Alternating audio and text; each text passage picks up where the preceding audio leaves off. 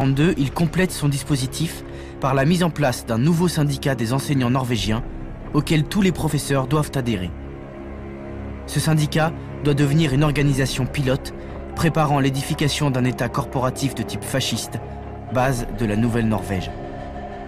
Or, la grande majorité des enseignants réplique par une lettre dans laquelle chacun déclare refuser pour des raisons de conscience l'adhésion à ce nouvel organisme.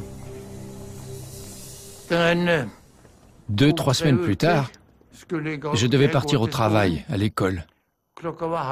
Il était 8h30 et devant la porte, il y avait un Norvégien. C'était un nazi. Il me dit « Je t'arrête ». Et je dis « Pourquoi ?» Il ne m'a pas répondu. Il me dit « Tu as 5 minutes pour te préparer ». Et je lui dis « Pour aller où ?» Et il ne m'a pas répondu. Tu as juste 5 minutes, pas une de plus. En mars 1942, 600 des enseignants signataires de cette lettre de refus sont déportés à Kirkenes, au nord de la Norvège, bien au-delà du cercle arctique. Au total, 1100 professeurs norvégiens sont internés dans des camps de travail. Il y a 2 choses dont il faut se souvenir, nous a-t-il dit.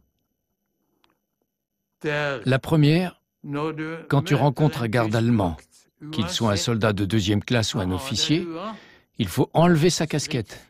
On nous avait donné des casquettes et des costumes de prisonniers.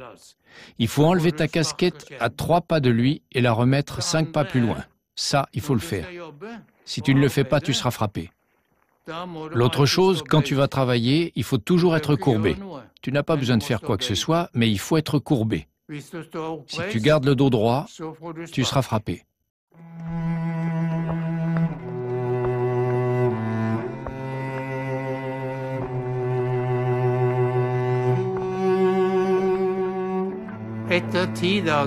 Dix jours plus tard, on a été interrogé encore une fois. Est-ce que tu maintiens tes déclarations? La plupart ont dit oui. Il y en avait 12, je crois, parmi les plus âgés. C'était dur pour eux et je comprends bien qu'ils étaient cassés physiquement et psychiquement. Donc, ils ont baissé les bras. Mais tous les autres, nous étions environ 600, aucun autre n'a plié.